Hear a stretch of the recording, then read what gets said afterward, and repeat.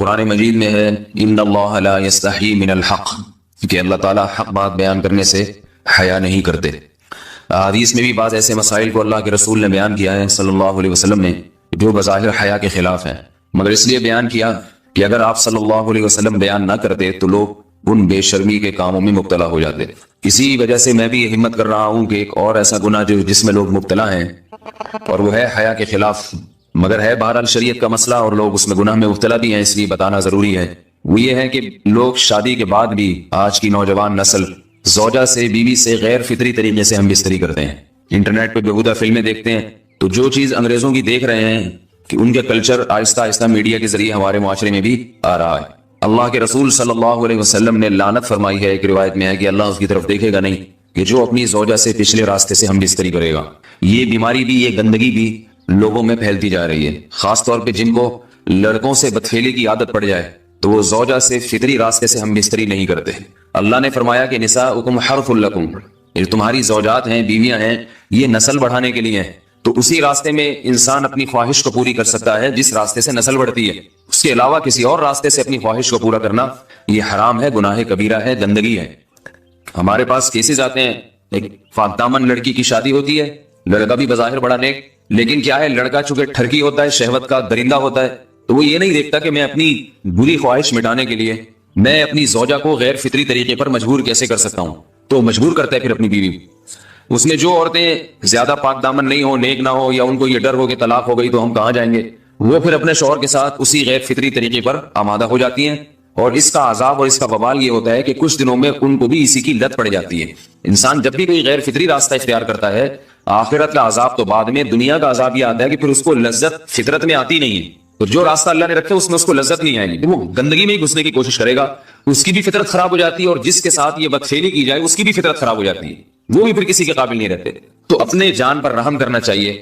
ہم انسان ہیں، ہم درندے نہیں ہیں، ہم گھوڑے نہیں ہیں، ہم گدھے نہیں ہیں، ہم جانور نہیں ہیں، ہم انگریز نہیں ہیں۔ انگریز نے تو حیا اور شرم کی تمام حدود کو توڑ دیا ہے، وہ تو درندے بن چکے ہیں۔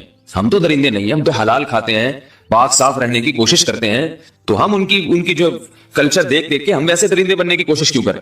تو یہ بہت بڑا وبال ہے، بہت بڑی برائی ہے جو ہمارے معاشرے میں آہستہ آہستہ جڑ پکڑتی جا رہی ہے، اور اس سے بیماریاں بھی پھیلتی ہیں۔ غیر فطری طریقہ ہے، بیماریاں بھی پھیلتی۔ ایسے کیسز آتے ہیں کہ جناب وہ مرد مجبور کر رہا ہے بیوی کو، اور وہ بیوی جو ہے ساتھ نہیں دیتی تو پھر اس کو طلاق کی دھمکیاں دیتے ہیں، ایسے کیسز بھی آتے ہیں۔ اور یہ بھی آتا ہے کہ مرد جب اپنی بیوی کو غیر فطری طریقے پر مجبور کرتا ہے، بیوی آمادہ نہیں ہوتی، تو مرد پھر یہ دھمکی دیتا ہے کہ بھائی میری خواہش تو تم سے پوری ہوتی نہیں ہے، پھر میں دوسروں کے پاس جاؤں گا۔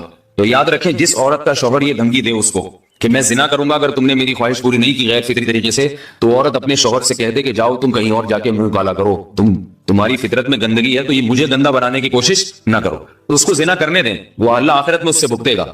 ہر بیماری کا اللہ نے علاج رکھا ہے۔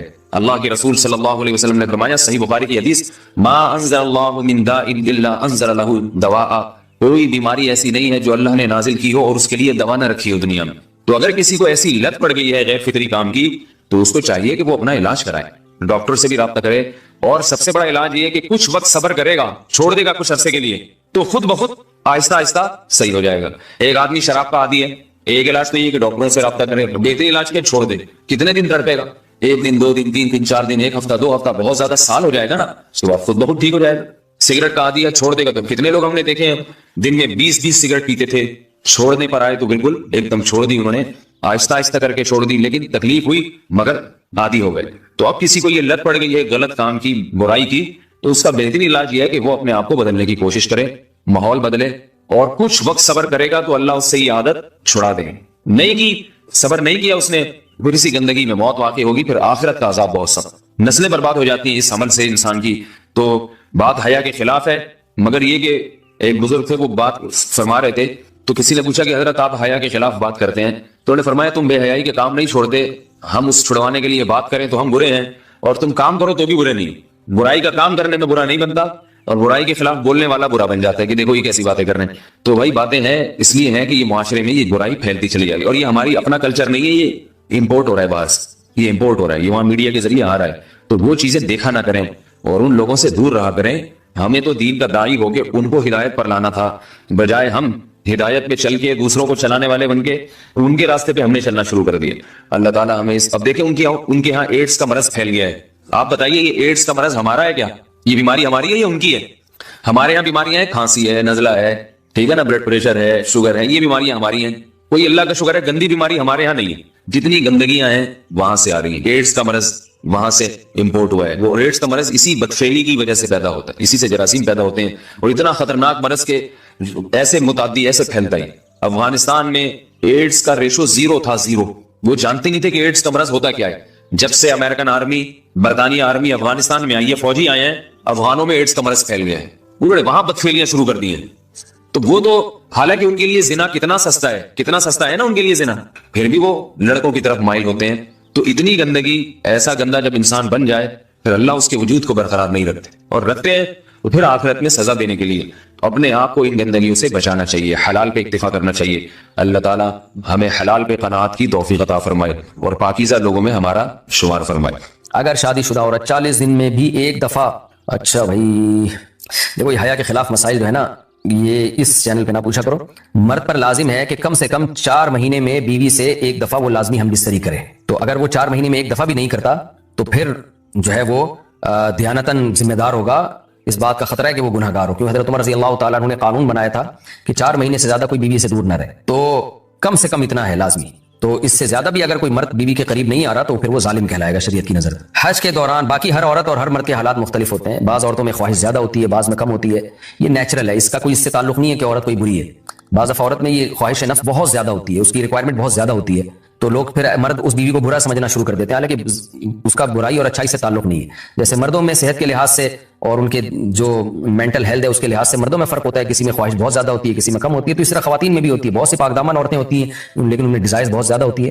تو یہ سب کی الگ الگ اللہ نے فطرت بنائی ہے. تو میاں بیوی اس کو ایک دوسرے کو بہتر سمجھ سکتے ہیں کہ کس کی کیا ڈیزائرز ہیں. بہرحال اگر مرد میں عورت کی ڈیزائرز پوری کرنے کی طاقت نہیں ہے، عورت میں بہت زیادہ ڈیزائرز ہیں، مرد میں کم ہے، تو ایسی صورت میں عورت پھر مرد سے طلاق مانگ سکتی ہے کہ بھائی میں سیٹسفائی نہیں ہو پا رہی ہوں اور میری ریکوائرمنٹ زیادہ ہے. تو مرد اگر طلاق دے دے تو اچھی بات ہے، نہیں دے تو پھر عورت کو چاہیے اسی کے ساتھ گزارا کرے. ہاں اگر 4 مہینے تک بھی مرد بیوی کے پاس نہیں آتا ہے تو پھر مرد پر لازم ہے کہ عورت کے مطالبے پر اس کو وہ چھوڑ دے، کیونکہ پھر تو جوان عورت کو بہرحال گناہ کا خطرہ ہے. جسمانی تعلق نہ رہنے سے نکاح پر اثر. لاہور سے نے پوچھا اگر میاں بیوی کا آپس میں کوئی جسمانی تعلق نہ ہو تو کیا نکاح پہ کوئی فرق پڑے گا؟ نہیں، اس سے کوئی فرق نہیں پڑتا. جب تک شوہر طلاق نہیں دے گا نکاح ختم نہیں ہوگا. یا اگر شوہر جان بوجھ کر بیوی کا حق ادا نہیں کرتا اور 4 مہینے سے زیادہ اس سے ریلیشن قائم نہیں کرتا اور بیوی بھی جوان ہے، اس کو گناہ کا خطرہ ہے، تو پھر وہ عدالت میں کیس کر سکتی ہے اور پھر اس کا ایک پروسیس ہے کس طرح سے نکاح ختم ہوگا، تو اس پروسیس کو فالو کر سکتی ہے وہ. تو خلاصہ یہ ہے کہ شوہر گناہ گار تو ہوگا کہ اس میں طاقت بھی ہے اور بیوی بھی جوان ہے، تو کیوں اس کا حق ادا نہیں کر رہا، لیکن نکاح خود بخود ختم نہیں ہو جاتا. بیوی بچوں سے کتنا عرصہ دور رہ سکتے ہیں؟ بندہ کام کی وجہ سے 2 سال ملک سے باہر رہتا ہے، کوشش کے باوجود چھٹی نہیں ملتی، کیا اتنی دیر بیوی بچوں سے دور رہنا جائز ہے؟ نامعلوم. بھائی دیکھیں، ایک تو ہے حضرت عمر رضی اللہ تعالیٰ عنہ کا مشہور واقعہ ہے کہ آپ نے کچھ خواتین سے پوچھا تھا کہ عورت کتنا صبر کر سکتی ہے مرد کے بغیر، تو بعض صحابیات نے بتایا کہ 4 مہینے. تو حضرت عمر نے قانون بنایا کہ جو مجاہدین محاذ جنگ پہ لڑ رہے ہیں 4 مہینے سے زیادہ دور اپنی بیویوں سے نہیں رہ سکتے. تو اس اصول کا تقاضا یہ ہے کہ وہ زمانہ بھی پاک دامنی کا زمانہ تھا، نیک لوگ تھے، تو اصول یہی ہے کہ 4 مہینے انتہا ہے عورت کے